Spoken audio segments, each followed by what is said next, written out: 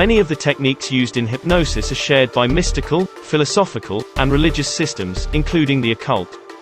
The father of hypnotism, Franz Anton Mesmer, from whose name we get the word mesmerize, was himself a practitioner of the occult. His method of inducing a trance was very similar to the way a medium conducts a séance. Hypnotism, along with yoga and transcendental meditation, has always been linked to spiritual darkness. The newfound respectability of these practices has not changed their underlying nature. In Paris, medical astrologer Franz Anton Mesmer stumbled almost by accident upon hypnosis. In actuality, Mesmer had only rediscovered another lost occult art. The first induced hypnotic performance, recorded on papyrus in a British museum, was given at the court of Khufu in Egypt over 5,000 years ago. Later, seers at the Greek oracle of Delphi used self-hypnosis to foresee the future. Modern hypnosis, as practiced in the United States, begins with Franz Mesmer. But if you go back even further, every culture has a way of going into a trance. It could be using music, it could be using dance, it could be sitting in meditation.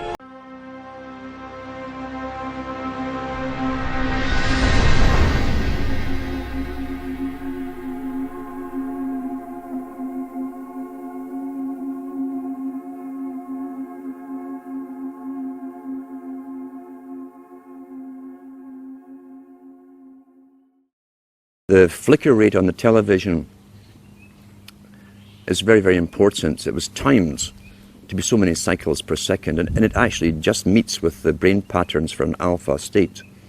When our brain sees it through our eyes, we start to adopt that flicker rate in our mind, and we go into a deep alpha state. Watch children and watch their mouths. They drop open. They won't hear their parents talking. They're hypnotized, in fact. Why would they give that particular flicker rate when they could have chosen of a whole variety of flicker rates? It wasn't an essential thing to have. So it was done for a purpose. It was meant to be hypnotic. It was meant to be used as a tool of propaganda and indoctrination, even through the guise of entertainment. The longer a person watches television, the more easily the brain slips into alpha level, a slow, steady brainwave pattern in which the mind is in its most receptive mode. Images and suggestions are implanted directly into the mind without viewer participation.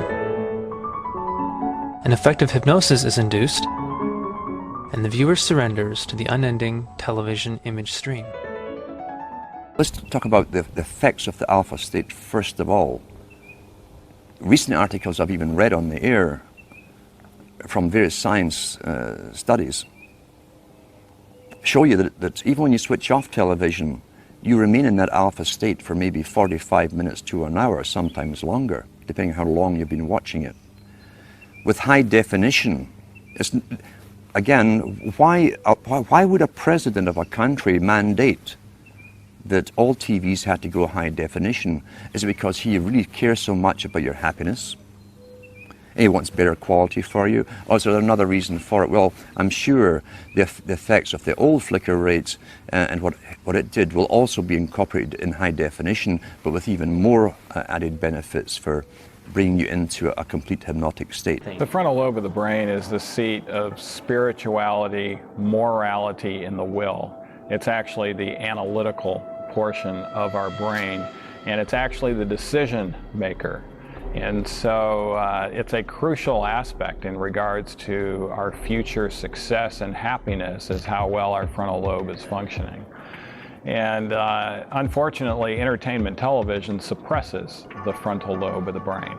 Actually, in about 90 seconds of viewing it, the frontal lobe circulation begins to go down, and it actually has an adverse effect. No one knows what hypnosis is. No one knows what goes on in the mind. It's an altered state of consciousness, like yogis and witch doctors have been practicing.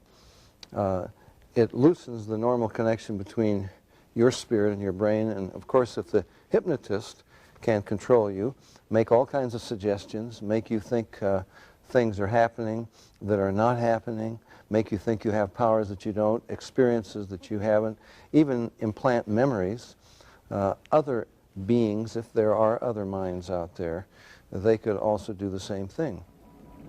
Sir John Eccles, Nobel Prize winner for his research on the brain, describes the brain as, quote, a machine that a ghost can operate, unquote. What he means by that is your spirit operates your brain in a normal state of consciousness. In an altered state, reached under yoga, a TM, hypnosis, you have loosened the normal connection between your spirit and your brain, and that allows another spirit, other entities, other minds to interpose themselves and begin to tick off the neurons in your brain, create a universe of illusion.